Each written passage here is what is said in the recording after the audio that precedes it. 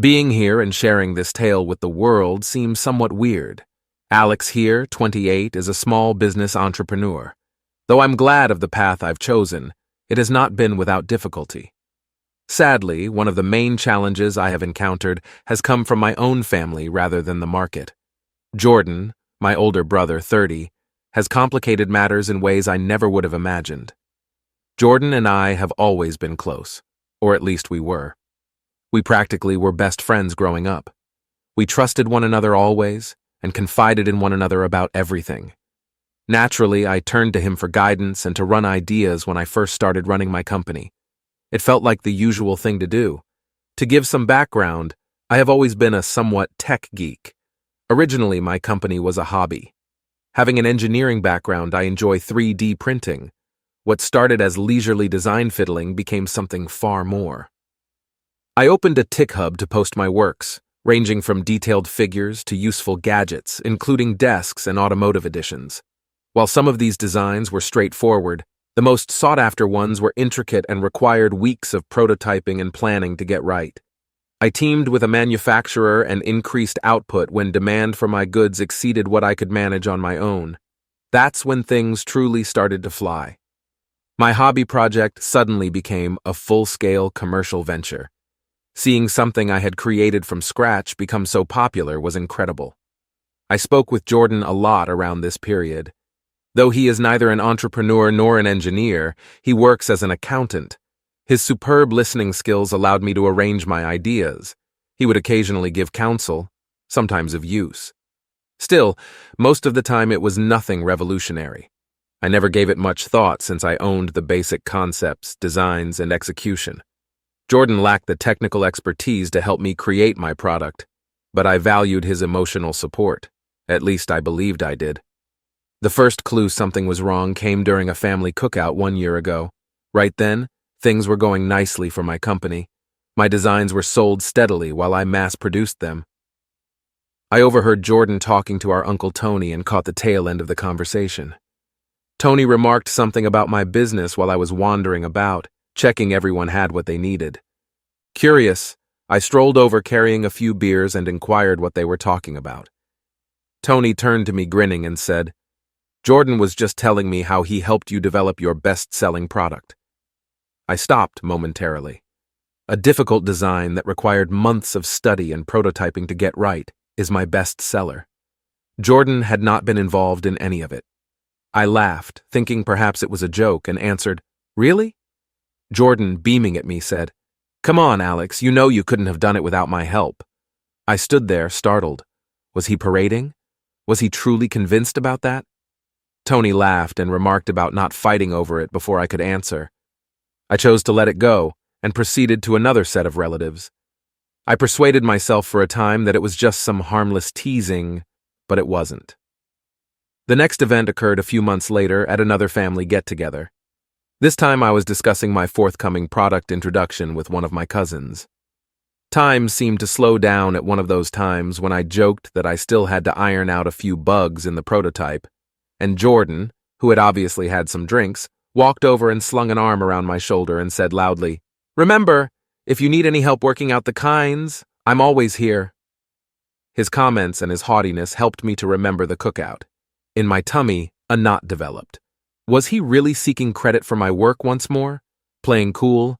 I laughed tensely and said, "I'll figure it out." I always do. But Jordan was not letting it go. He spoke out, reiterating that, following his counsel, I generally got there. People were staring. The room grew quiet. Arguing with someone who is intoxicated never ends well, so I chose to diffuse the matter as he was more than just a small drunk person not solid on his feet. I responded softly, "You know my designs are my babies. If people started asking technical questions, I wouldn't want to put you on the spot." I was hoping he would pick up on this, but he didn't. I nodded and acknowledged that his support had been valuable since I didn't want to start a scene, and he turned to discuss his advice. Everyone returned to their talks as the tension in the room relaxed, but inside I was boiling. I watched for him to come out with an apology following the celebration. He refused. He answered with a rolling eyes emoji when I eventually texted him, hoping to clear the air, That dumb emoji told me everything I needed to know. Jordan was not pulling jokes. He honestly felt he should get credit for my accomplishment. It bothered me, but I chose not to interact anymore. Rather, I gave my company my whole attention. Sales surged, and my most recent product introduction was a great success. Jordan wasn't doing. I should have been on top of things. I chose then to distance myself from Jordan. I wouldn't waste my effort attempting to make him realize if he couldn't respect the limits I was trying to set. I put myself into my work for a few months to follow. The popularity of my most recent offering exceeded all I had ever expected. It ran out in 1 week and became viral on social media. My whole store was exploding suddenly, and I was trying to meet demand. It was a swirl of activity and labor. I felt as though I was finding my pace for the first time in my life. Mostly, of course, my family appeared pleased with me too. My parents, aunts, uncles, cousins, and so on showed more of an interest in what I was doing, posing questions, even distributing my goods to others. Jordan, however, was radio silent. At first I assumed perhaps he had finally moved on. We were not talking, and to be honest, that was welcome. We hadn't been chatting during the development of my new invention, so I reasoned he couldn't try to take credit for it. From the prototyping to the manufacturing, I had managed everything personally. The first hint of problems came from my dad. There was no way he could say he had had a hand in any of it, or so I reasoned. He contacted me one evening saying he needed to discuss something important. I started to get nervous right away from his voice tone. My dad is not one to dance about the margins. Hence, I grew tense when he refused to tell me what it was about over the phone. Was news regarding his health negative? Has something happened to my mother? I dropped what I was doing and headed to their residence. My dad, Mum, and Jordan were waiting for me when I arrived. My pulse dropped. Whatever this was, it wasn't good. My dad answered straightforwardly. I blinked, totally taken aback when Jordan said you were trying to exclude him from what he owed. What specifically are you referring to? Looking between the three of them, I asked, I have supported you from the start, Alex. Jordan crossed his arms. Don't act as though you have done this alone.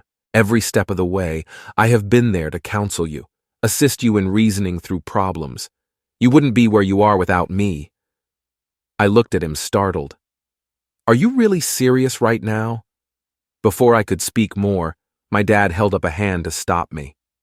Alex, we know you folks have always discussed your company. That was when I understood just how far this went. He clearly helped you in some capacity. Jordan had been telling everyone in the family that my accomplishment was much enhanced by him. Turning to my mother, I hoped she would support me, but she only cast a pitiful glance. Everyone knows you folks collaborated on this, she remarked. His feeling that he deserves something is reasonable. My blood was boiling. Have you worked on it together? I started to grab. Do you know the amount of work I have invested in this? The hours I have worked on creating, prototyping, testing, by myself? Jordan has not offered one concept, one product, nothing at all. All he did was nod and sit there as I vented. Jordan laughed. Alex, that is unfair. You have bounced off me many of ideas. That's ridiculous, I shot back, after giving you counsel that influenced where you are now. Do you even know how any of my ideas turn out? If I asked you to, could you walk someone through one product? My dad tried to cool me down by telling me I was overreacting, but I couldn't stop since you had nothing to do with them. I got enraged. I told Jordan that I would personally make sure everyone knew the truth, and I wouldn't be courteous about it. Should he not back off the lies he had been disseminating to our family? He simply fixed me with crossed arms and a haughtiness. I fumed and hurried out of the house, as though he believed I would not really follow through. A few times following, my parents called, but I missed their calls. It astounded me they could be falling for his garbage. I felt let down by my own family as much as by Jordan. How could people come to believe his lies over all they knew about me and my work? I tried to concentrate on my business and let the turmoil behind me go over the next few weeks. Jordan was not done whirling the pot either. Other relatives, cousins, aunts, uncles, who were repeating the same trash he had been distributing, began to get in touch. They would tell me things like, "It's fantastic that you and Jordan are cooperating." Jordan says you couldn't have done this without him. It was annoying. You must be so appreciative of his assistance. The story persisted even after I corrected folks several times. I knew I couldn't let this go on, but I wasn't sure what to do. Jordan had managed to turn half of my family against me, casting himself as the supporting elder brother who'd been vital in my success, and me as the unappreciative younger brother who refused to acknowledge his achievements. Should I see him once more? Out front of the entire family, call him out. Part of me wanted to simply break off all contact with him and never see him again. But I knew that it would plague me as long as he continued to provide his version of the narrative. The last straw arrived a few weeks later in a letter from him. It was not any letter. It was a formal-looking document meant to seem as a legal threat. Jordan stated in it that his intellectual contributions entirely entitled him to a portion of my business profits. I couldn't believe what I was reading. He had the arrogance to ask me for money for something he had no bearing on producing. Though also somewhat annoying, it was ridiculous. Legally speaking, I understood he lacked a leg to stand on, but the fact he was ready to go this far demonstrated how committed he was to his delusion. That was when I knew enough was enough. I wasn't going to back off and let Jordan play dirty if she so wished. I sat at my desk, staring at that letter, for 10 straight minutes, trying to make sense of how things had gotten to this. Jordan, my brother, the person I had once thought of as my best friend, was now threatening me legally. Across what? Listening to me occasionally complain about my company? The letter was full of legal-sounding gibberish, obviously meant to scare me, so I was sure whether to laugh or scream. The worst part was he claimed he was owed a portion of my earnings for his alleged intellectual contributions. It was hardly a genuine legal letter either. It was something he either had a pal draft or must have written up personally. The formatting was completely incorrect, and the assertions were nebulous and unsupported. Still, the fact that he would have gone to the trouble of mailing it suggested he was serious, or at least felt I would be afraid enough to give him what he wanted. Fortunately, I had a lawyer. Since my company first began to flourish, I have had one since, as any entrepreneur will tell you. Intellectual property protection is absolutely vital. I phoned her right away to explain the circumstances. When she got back to me, she was almost giggling. She requested that I forward the letter. "This isn't a legal threat," she added. "That is a temper tantrum masquerading as one." She told me to try and settle things amicably if at all possible, but to be ready in case Jordan truly was dumb enough to bring it before courts. If he is ready to go this far, you need to defend yourself. A lawsuit, no matter how frivolous, would cost me time, money, and effort I didn't want to squander even if his assertions were unfounded. That was enough to persuade me to attempt one more time to reach him. I called Jordan, resolved to keep cool. "Jordan," I began, "I got your letter." "Good," he continued, his tone haughty. The talk went approximately as one would expect. I inhaled deeply, and then, "You know I'm serious. Very interested in what, precisely? Nothing you have done for my company counts. You have not been involved in any aspect of this process. You did not develop the goods or assist with manufacture. You're not entitled to a cent." "That's not true," he shot back.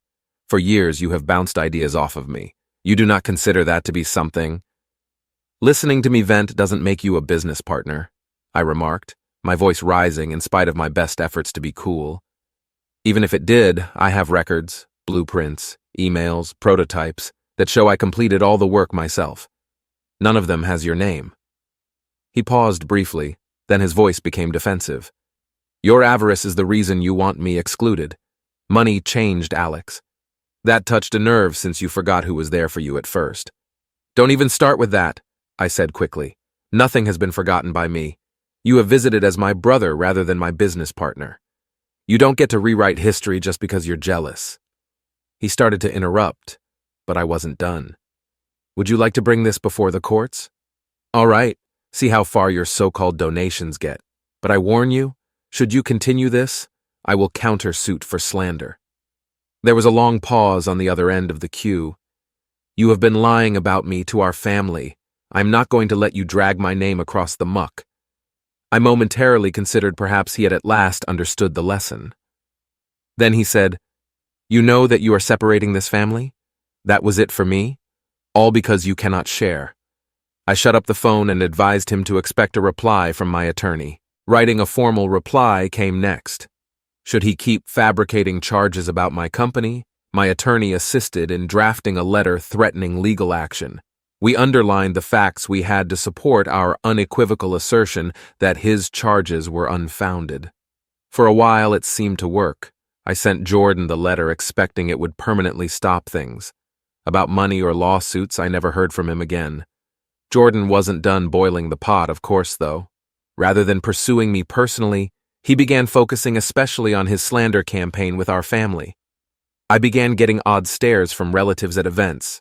Some of them even directly questioned me, wondering why I couldn't simply be the bigger person and give Jordan what he was asking for. Pulling me aside at a birthday celebration, my Aunt Carol said, "Alex, I don't understand why you're being so tough on your brother. He has been by your side always. Could you not simply bring about peace? Make peace, please?" I asked again, incredulous. "He has been misrepresenting his participation in my company to everyone. He issued a legal threat against Carol. From what part of that am I meant to atone?" She sighed, obviously acting as the mediator. "I'm just suggesting perhaps all this conflict is not worth it. You are his brother. Family comes before money." The kind of answer I was getting sent me insane. Nobody appeared to realize that this had more to do with integrity than only money. My company brings me much delight. I have given my heart and soul to it. The idea of someone, especially my own brother, owning responsibility for my work infuriated me finally. Enough was enough. I was going to straighten things out if Jordan wanted to disseminate falsehoods. Emails, designs, prototypes, manufacturing notes, everything proving Jordan had no involvement, all of which revealed the chronology of my company. I wrote a thorough letter outlining the circumstances and attached all the proof. I also supplied screenshots of our text exchanges, which demonstrated that all he had done was provide nebulous, useless advice. I then forwarded it to the important members of our family, the ones I knew would share it around. I wasn't going to sit back and let Jordan win if he wanted this to be a public conflict. The reaction was divided. At least now, everyone knew the truth. Some relatives felt bad about believing Jordan's falsehoods, while others kept to their family over everything mindset and argued I should still pay him something for his support. Jordan's credibility was destroyed, and I could at last relax a little bit. Or so I thought. Things quiet down for a little. The tide began to change in my favor once I sent the letter including all the proof. Some family members contacted me to apologize, realizing they had not understood how much of my accomplishment was really my own. Some remained neutral, which was acceptable to me. I didn't give a damn about what others thought as long as the lies stopped. Jordan stayed silent, though. Too silent.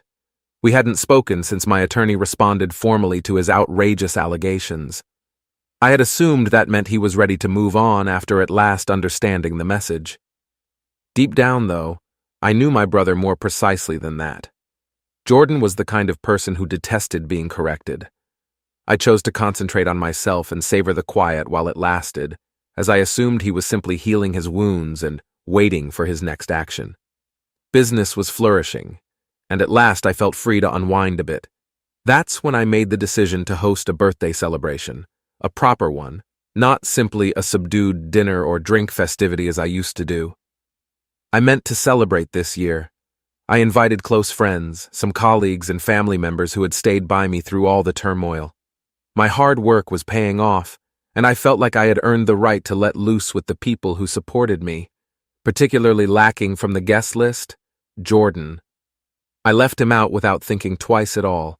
My folks were not happy about the choice. The last thing I wanted was him turning up and emphasizing himself once more. I told them that my party wasn't a celebration for the people who had supported me, not a family event. And Jordan didn't match that description when they tried to guilt-trip me with things like, "He's still your brother, and you can't just exclude him from family events." Eventually, they withdrew, but I could see they were unhappy about it. The party itself was fantastic. After surprising me with decorations, music, and even a custom cake with one of my 3D printed drawings, my friends went all out. I was living my life, catching up with everyone and basking in the positive energy. About halfway through the night, One of my friends came up to me with a worried look on her face.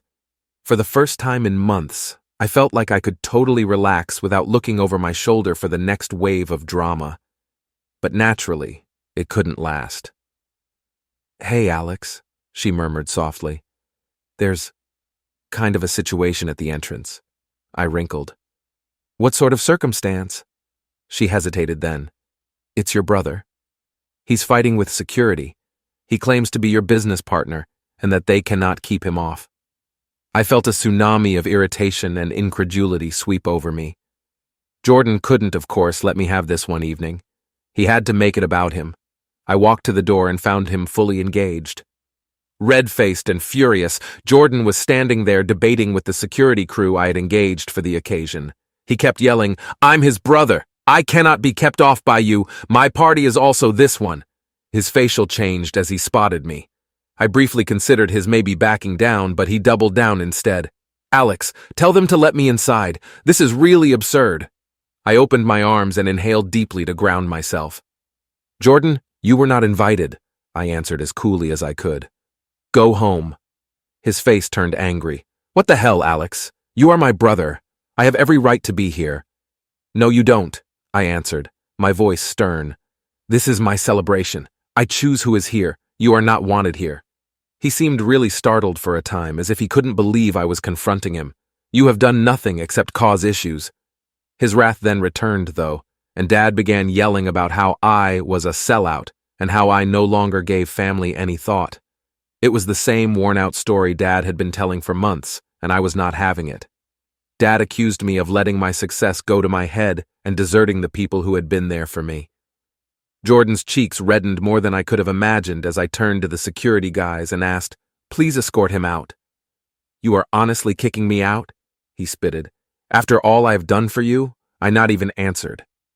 I just turned and headed back inside, leaving the security crew to handle him. I was mistaken. Not long after I learnt I was needed at the parking lot.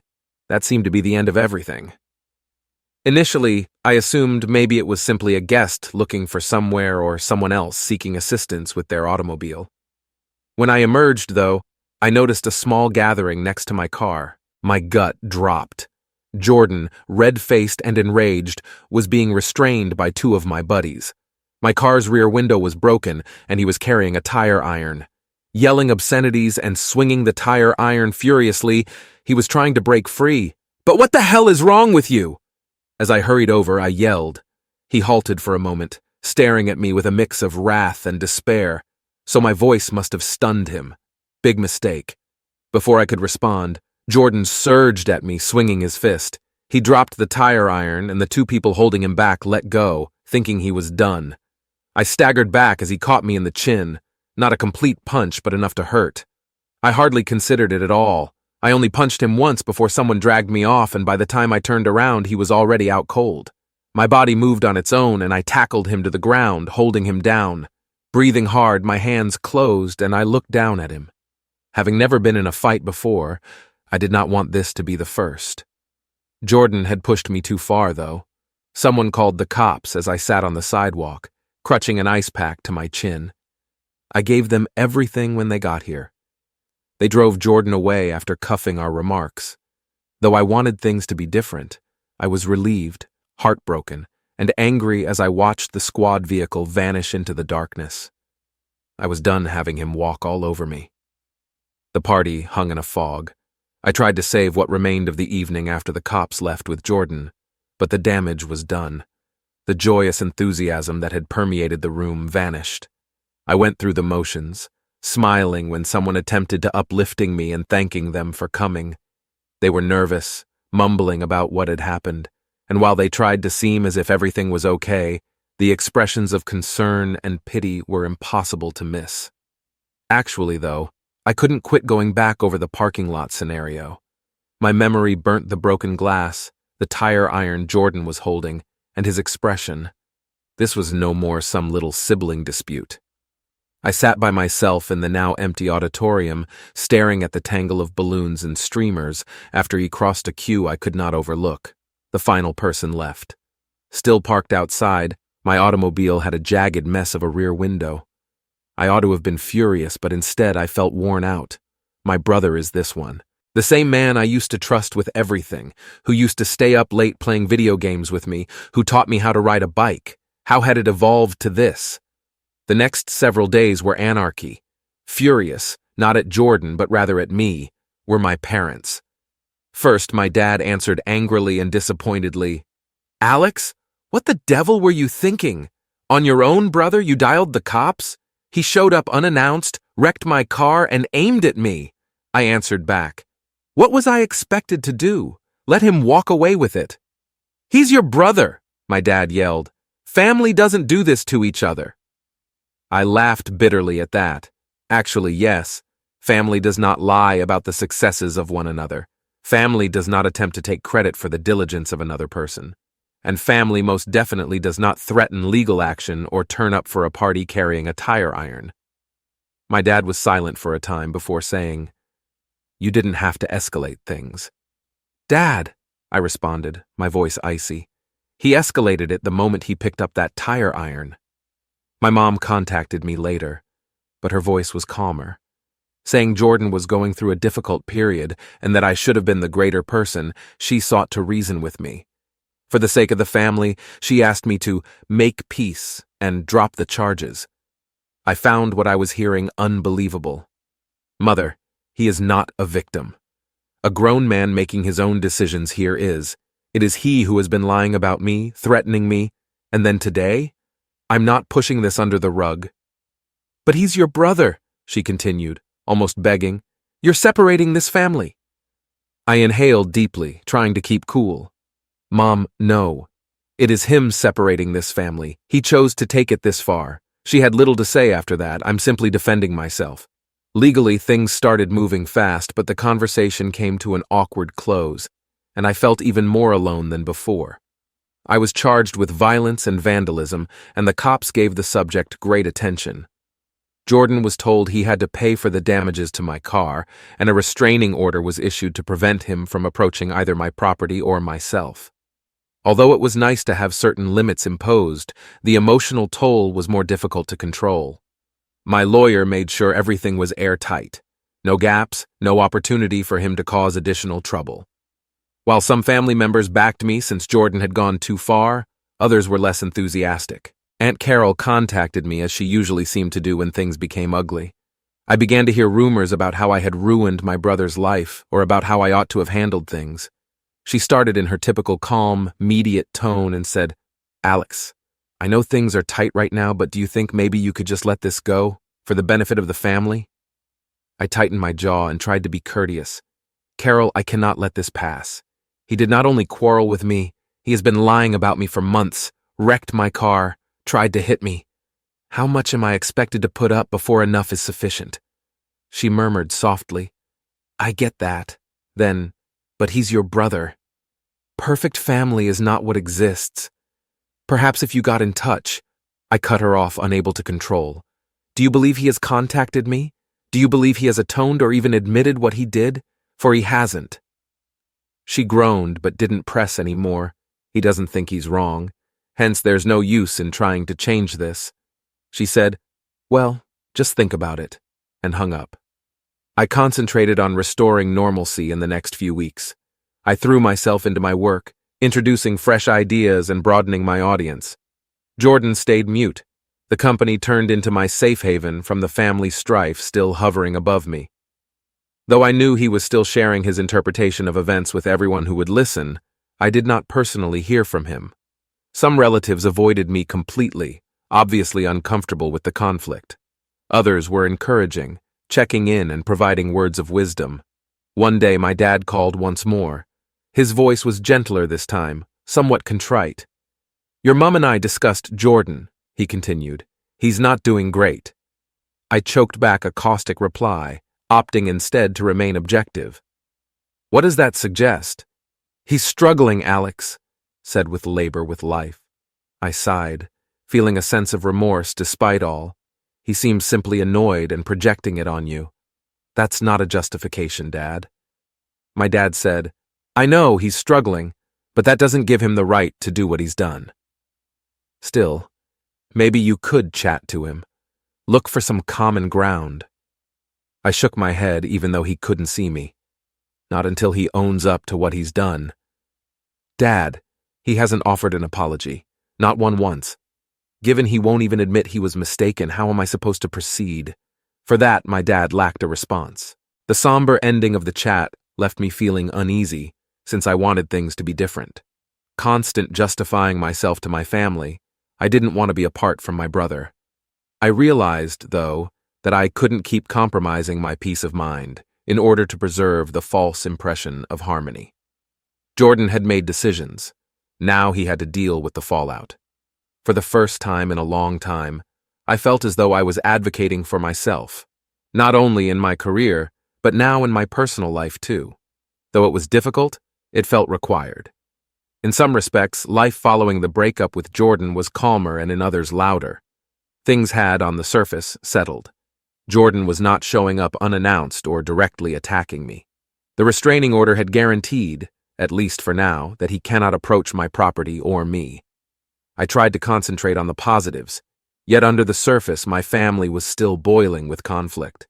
As my company expanded, I had an amazing network of supporters and friends who had my back covered.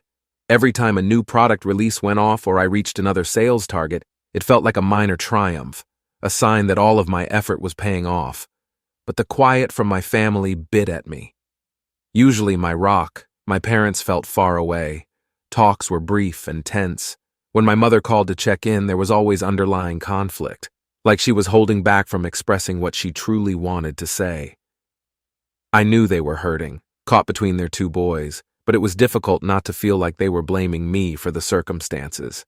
My dad hardly phoned at all, and when he did, it was evident he was still side with Jordan in some way. Every time they advised me to reach out or be the bigger person, it felt as though they were telling me to ignore the falsehoods, the threats, and the violence in favor of preserving peace. But what about my peace? Again, one afternoon, I received a call from my Aunt Carol. Her attempts to mediate at this time had become almost daily. "Alex, could we perhaps talk for a minute?" I almost missed, but decided I might as well get it over with. Her tone was gently neutral as she asked. I sighed. "Sure, Carol. What is happening?" She started. "Well, I've been chatting to your mom and she's quite anxious about how this is impacting the family, your dad as well. Alex, you missed me." I closed my eyes, attempting to control my irritation by remembering how things used to be. I miss too, Carol, how things used to be. Still, I did not initiate this. Jordan did. "I know," she responded hurriedly. "But Alex, he is having trouble. You are aware of it. He has been struggling." "That doesn't justify what he did," I said. "He is a grown man, rough time or not." Carol groaned, obviously not finding the response she was hoping for. "He made his decisions." I responded, breaking her off. "I just think if you two could sit down and talk, stop." "Carol, I've tried." He hasn't taken the several opportunities I have given him to embrace what he has done and apologize. There was a stop on her end, and I could tell she was struggling to come up with anything else to say. He still believes he is in the right, and until that changes, nothing to discuss. At last, she said, "I just hate seeing the family so divided." "Me too," I said, "but I'm not the one that split it. Jordan did it when he first began lying and demanding things. Carol had little to say after that if he wanted to fix things. It is on him to start the first step." She promised half-hearted, "Keep in touch," at the conclusion of the call, and I hung up feeling exhausted, yet still yearning some relationship with my family, despite all. I so chose to go when my mother asked me over for supper a few weeks later. I missed her food and decided it wouldn't hurt to come up, even though I knew it would likely be embarrassing. Though part of me believed it would be a step towards healing things, maybe it was naive. When I got here, the house felt the same as it always had, warm, comforting, full of memories. My mother hugged me, and for a time it seemed as though everything was normal. But the anxiety returned as we sat down to eat. The first few minutes of our discussion were courteous, nearly agonizing. Typical mother questions about my business, friends, health, typical mom stuff. My dad occasionally interjected, but he appeared preoccupied, as though he was waiting for the perfect time to speak. "So, have you considered getting in touch to Jordan?" I knew what was ahead of him, even opening his mouth. He inquired in a laid-back manner, but his eyes were weighted with expectancy. I set down my fork, already feeling the irritation boiling up. "Dad, we've been over this, I know," he said fast, lifting his hands. "Still, he is your brother." I sat back in my chair, inhaled deeply, and just hated seeing you two like this. I also detest it. I cannot, however, just pretend that nothing occurred. He has not offered an apology. He has not owned any blame. When he objects, how am I expected to proceed? "He hurts, Alex," my mother murmured gently. "You know he's not in a good place." I felt a stab of shame but brushed it aside. I understand that. I definitely do. Though his emotions don't justify his behavior. He tried to take credit for my efforts, lied about me, and then you saw what happened at my party. My parents looked at him, and for a moment I thought they would really agree with me. He could have severely hurt someone. Then, though, my dad remarked, "Don't you find that a bit extreme, contacting the police?" That was it. Pushing my chair back, I got up. "You find me to have overreacted?" He came at me carrying a tire iron after smashing my car. Just let him? What was I supposed to do? "Alex, please," my mother replied, her voice begging. "We are not arguing that what he did was acceptable.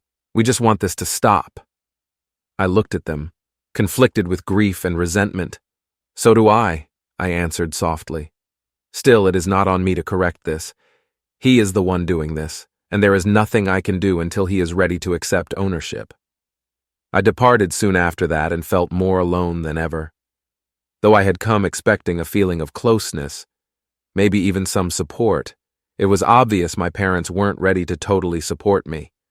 They wanted everything to go back to normal, but they didn't seem to realize that normal wasn't an option anymore, not unless Jordan was ready to meet me halfway. I poured myself even more into my work in the next few weeks. My company turned into my haven, the one area I felt under control. Orders kept arriving, and my staff and I were busier than we had ever been. Though it was draining, it also fulfilled me. Though the shadow of my family conflict persisted, I felt as though I was creating something really special for the first time in a long time. No matter how successful I grew, there was always a part of me that yearned things could be different, that I could share my success with the people I most loved. It went beyond simply Jordan now.